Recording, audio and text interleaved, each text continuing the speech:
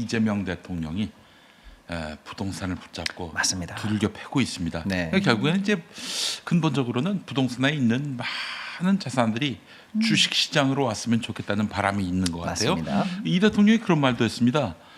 부동산이 오르면은 우는 사람들이 있다. 그러나 주식이 오른다고 우는 사람이 있냐? 다 좋은 거다. 그렇죠. 그거 맞는 말 아닙니까? 맞아요. 네. 맞습니다. 이제 부동산 얘기를 좀 해볼까 하는데요. 네. 예, 일단은 이제 맥락이 좀 있습니다. 5월 9일이 이 디데이예요. 무슨 날이냐면 중과 예, 네. 다주택자. 네. 예, 너 집이 많아? 그러면 한 집 팔아서 냈던 그 양도세보다 너는 좀 더 많이 내. 너가 번 돈은 좀 뭐랄까 투기성이 좀 강하잖아. 집이라는 게 한정돼 있는데 네. 그거 가지고 그렇게 돈 많이 벌면 되겠어?라고 해서 다주택자는 양도 차익이 생기면 중과세를 내요. 네. 최대 80%가 넘어요. 아. 예. 그런데 다주택자 중과세는 이미 법령화되어 있는데 진짜 너 저 집 안 팔고 너 예. 두 채 세 채 갖고 있고 너 그걸로 팔면 너 세금 많이 물린다 했더니 네.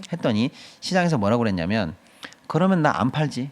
음. 팔아야 양도 차익이 생기는 거고 그에 따라서 세금을 내는 거잖아. 네. 네가 자꾸 세금 물린다면 난 오히려 안 팔아. 오히려 안 팔아 버리는구나. 네. 라고 해서 오히려 매물이 잠길 가능성이 있다라는 식의 예. 반대론이 좀 있었어요. 네. 저는 믿지 않지만 아무튼 네.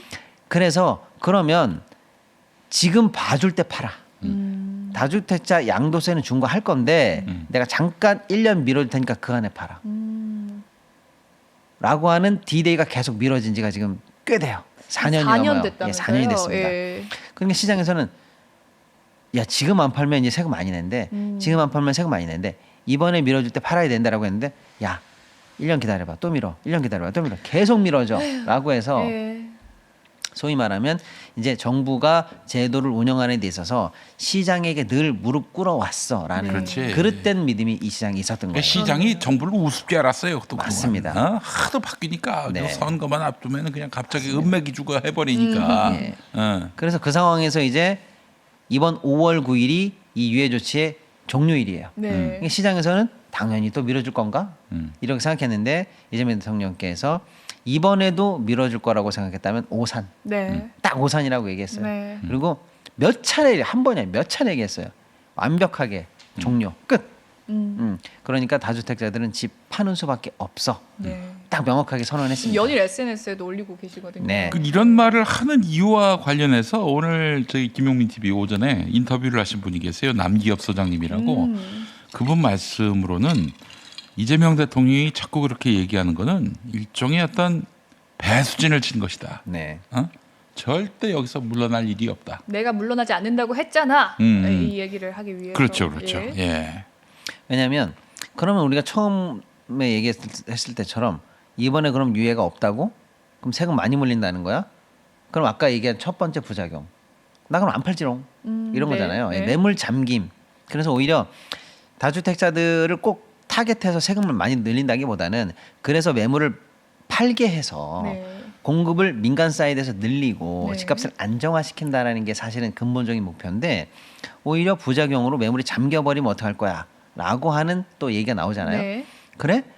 라고 하니까 그러면 지금 팔아서 그나마 양도 차익을 받고 양도세를 내는 것보다 갖고 있는 게 이득이라는 생각 때문에 그렇다는 거지. 그러면 갖고 있는 게 오히려 더 손해가 되게 할 것 이런 얘기를 했어요. 네. 그럼 어떻게 갖고 있는 게 더 손해가 돼요?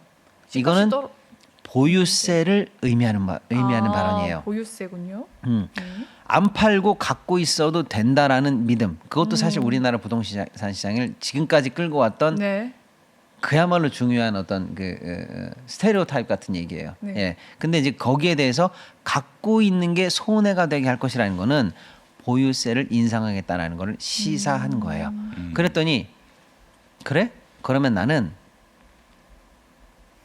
강남에 비싸고 똘똘한 한 채 그것만 갖고 있고 차라리 수도권 외곽에 지방에 싼 것만 떨지 뭐 라고 할 수도 있어요. 네. 또는 지방이나 딴 데서 사시면서 차라리 그럼 똘똘한 한 채만 계속 갖고 있겠다라고 하는 수요가 있을 수도 있어요. 네. 그 지방에서는 계속 지금 이렇게 하면 이런 부작용, 이걸 하니까 이런 부작용. 그럼 난 그걸 막기 위해서 이거가 지금 가는 중이에요. 그래? 그러면 비거주 네. 한 채에 대해서도 거의 투기로 볼 가능성이 높아. 그건 왜 들고 있는 거야? 그거 사는 게 아니잖아. 거주, 리빙 목적이 아니잖아. 그런 거에 대해서 왜 그럼 우리가 혜택을 줬어? 6채 있는 장동혁이는 어떡하나 이제. 예, 그렇죠. 그런 얘기가 지금 계속 얘기가 나오고 있는 거예요. 이게 무슨 뜻이냐면 양도세, 보유세, 1가구 1주택, 실수요자가 아닌 비거주 1주택에 대한 장기 보유 특례 공제 이 폐지 등등등 해서 네. 이재명 대통령이 직접 지금 언급한 걸로 보면 부동산 관련해서 앞으로 나올 정책이 지금 1탄이 아니라는 거예요. 1, 2, 3, 4, 5, 6, 7, 8까지 순서대로 내가 다 준비하고 있다는 신호를 지금 시장에 던지는 거예요. 아하. 이거는 뭐냐면 이 전쟁이 여기서 끝날 문제가 아니다. 이제 서막이군요. 이제 서막이고 예. 나는 정확하게 선전포고를 하는 예. 거고 어떤 식으로든 시장이 보여낼 수 있는 다양한 경우에서마다 다 준비가 되어 있다는 선언인 거예요. 네. 그래서 아까 그 아침에 인터뷰에서 어떤 분이 뭐 배수진이라고 하는 게 저도 동의하는 거예요. 전면전에 관한 선포다. 저는 그렇게 아. 봅니다. 예. 그럼 어떻게 됩니까? 이 부동산 시장? 아니요, 이제 그런 상황에서 129 대책이 나왔어요. 공급 129. 대책. 네. 예. 이것도 이제 맥을 좀 같이 보셔야 되는 거죠. 네. 지금까지 나왔던 대책들은 다 작년에 이제 627 또는 뭐 97 네. 뭐 이런 대책들은 다 수요 억제 대책이에요. 수요 억제. 빚내서 살 수 있게 만들지 않겠다. 네. 그랬었죠. 6억 이상 대출 안 돼. 네. 그다음에 갭 투자 안 살면서 다른 곳에 사두겠다. 이거 못해. 토지거래 허가구역 확대 지정 이렇게 했어요. 근데 수요를 누르기만 할 수는 없어요. 네. 그렇지. 결국에는 공급이 늘어야 어느 선에선가 안정이 됩니다. 그렇죠. 그래서 이제 9월 7일 날 97 대책으로 공급 대책 100만 원 대책을 얘기했는데 그때 시장이 조금 뜨뜻미지근했어요. 왜냐하면 너무 멀어. 맞아요.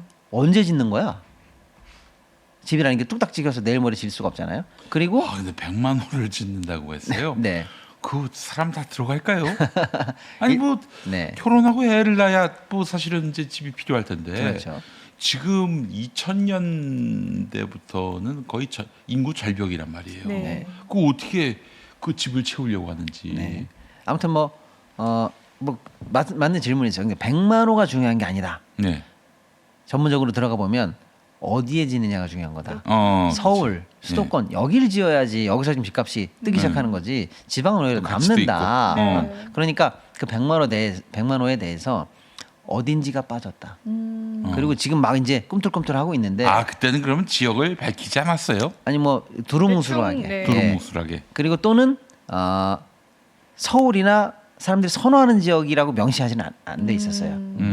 그러다 보니까 마음에 드는 공급 대책이 아니었던 거예요. 시장 기간도 네.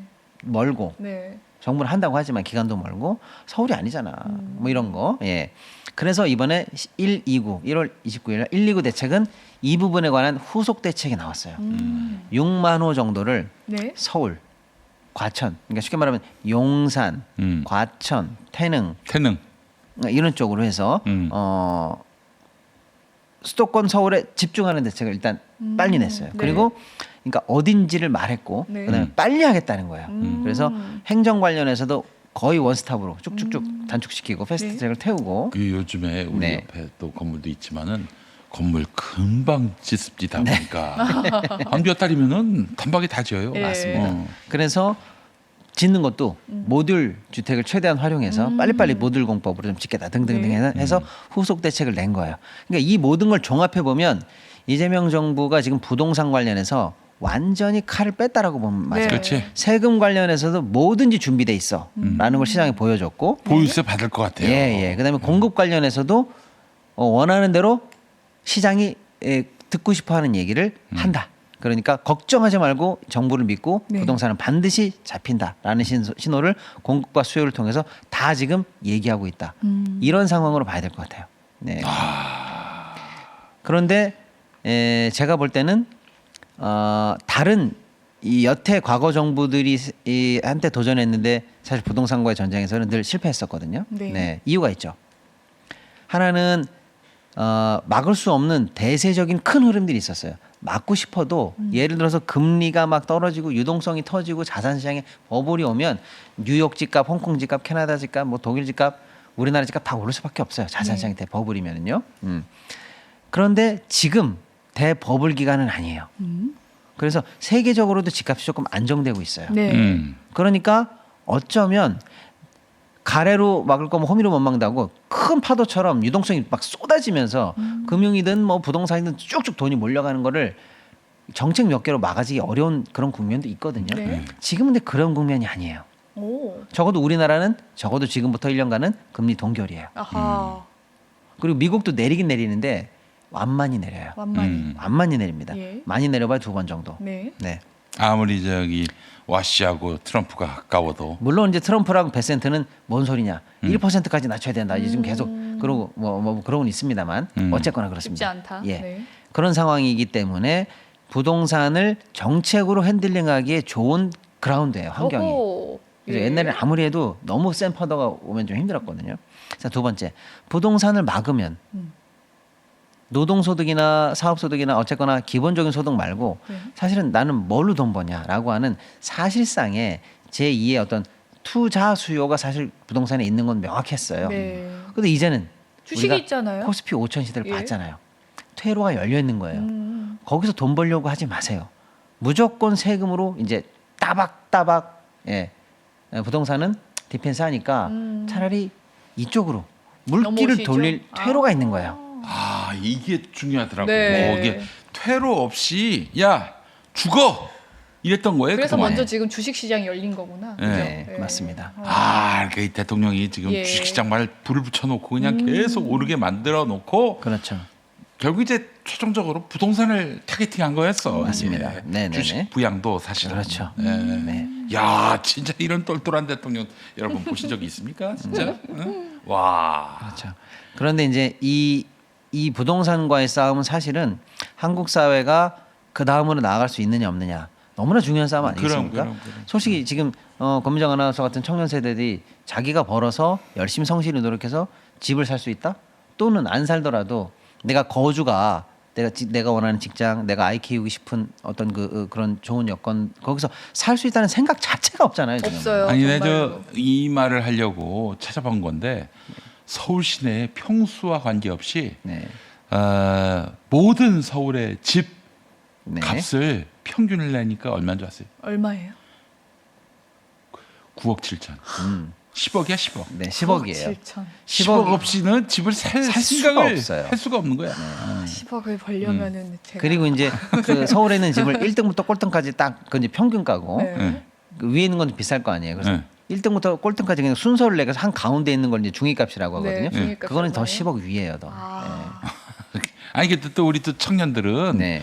또 후진 집엔 또 살고 싶지 않아 한다고. 나는 그게 잘못됐다고 보진 않아요. 네. 그렇잖아요. 네. 내가 서울에 기필코 산다고 음. 후진 집에 살고 싶지는 않거든. 그럼요. 그렇다고 또 경기도 가자니 경기도 또 너무 멀어요. 맞아요. 그래서 어떻게든 서울에서 비비고 살려고 애를 쓰는데 답은 보이지 않으니 화가 나지. 그래서 문재인 정부가 심판받은 거야. 맞아요. 네. 그런 측면에서 지금 부동산을 제대로 못 잡으면 음. 이 청년 세대들이 어떻게 살아가야 되며 네. 결혼을 해라, 출산을 해라, 씨알도 안 맥히죠. 그럼요. 그리고 심지어 이제 막 증시로 조금 이제 사람들이 관심을 갖고 건강하게 산업자본으로 이제 이게 증시를 바탕으로 쭉쭉쭉 흘러가는 이 자본의 선순환도 이제 좀 시작될랑 말랑하고 있는데 만약에 이번 전쟁이 실패한다 그럼 역시 또 부동산인가봐, 부동산 불패인가봐라고 하면서 아이고 평생을- 그 이재명 괜히 그 부동산 건드려가지고 네. 뭐 이런 얘기 맞습니다. 나올 거예요. 예. 그래서 한국 사회의 미래가 여기 걸려 있고 이야. 이 정권의 미래도 여기 걸려 있고 네.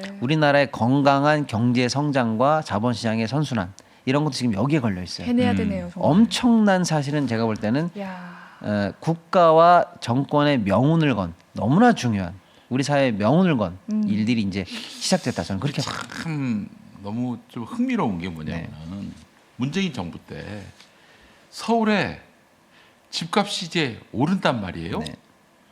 그러니까 이 집값이 올라가지고 돈 버는 사람들도 불만이고 또 아니 뭐 물론 그들은 좋지. 그런데 우습게 보는 거야 정부를. 네. 아이 이 까불다가 또 집값을 좀 잡아주길 바라는 그런 뭐 비교적 가난한 분들의 여망이 전혀 실현이 안 되니 이분들도 화가 나는 거고 네. 이게 집값에 관한 어떤 욕망은 서로 다른데 둘 다 불만이야. 맞습니다. 그래서 문재인 정부가 망한 거지. 보세요. 이제 집값을 놓고 이제 정치적으로만 보면 시간이 없으니 간단하게만 말씀드리면 예를 들어 무주택자 네. 청년이나 신혼부부나 어쨌거나 다 이쪽 그룹에 있다고 볼게요. 음. 이분들은 집값 안정화를 바랄까요? 당연하죠. 당연합니다. 일단은요. 네. 또 세입자 바랄까요? 바랍니다. 바라죠. 당연합니다. 네. 그다음에 나머지 이제 유주택자로 넘어왔을 때 반반이에요. 예를 들어 반반 아닌데 일정 부분은 이분들은 나도 집이 있지만 집값이 올라가는 게 싫어. 이런 분들도 많아요. 그냥 안정화됐으면 좋겠어라고 하는 분들도 계세요. 왜? 내가 또 사다리를 타고 올라가고 올라가지 않으면 이 계층적 간극이 그치. 여기서 벌어지기 때문에 네, 맞아. 나도 네. 이 집값 사다리를 올라가다가 평생을 바치기 싫어라고 하시는 분들도 많아요. 정말요. 그렇지 않습니까? 꼭 외곽지에서 서울로 들어와야 되고 서울에서 다시 또 마포로 와야 되고 마포에서 다시 강남으로 가야 되고 강남 내에서도 여기로 갔다가 한강으로 또 가야 되고 아유. 이런 집이 말해주는 집공화국이 말해주는 사다리 타고 싶지 않아 하는 유주택자들도 많아요. 그럼요. 예전에 말이죠. 우리 권민정 아나운서가 좋아할 만한 김용민이 한때 제가 저 개그 작가도 지망을 해가지고 개그맨이 아니고요. 개그맨도 작가예요? 한번 저기 네. 오디션도 봤었어. 아 그래요. 실제로 어떤 그 케이블에서 예. 다큐를 이제 만들려고 했는데 네. 그 말하자면은 코미디 다큐. 그래서 무로 주택을 지려고 했어. 무주택자. 네. 아, 남다르네요. 남다릅니다. 집을 역시. 지으려고 했는데 야. 근데 무가 너무 비싸가지고 결국 못했습니다. 예, 제작비 때문에. 야 예. 무주택 무주택자. 야 진짜 재밌다. 그때 하셨으면 와. 전설의 개가 될 대박이겠다. 뻔했어요. 소실적에 내가 그런 무주택자다. 그러고 보니까 무로 집을 진 거지. 거의 야. 유니수급입니다. 유니수. 예. 저는 세입자입니다. 급입니다.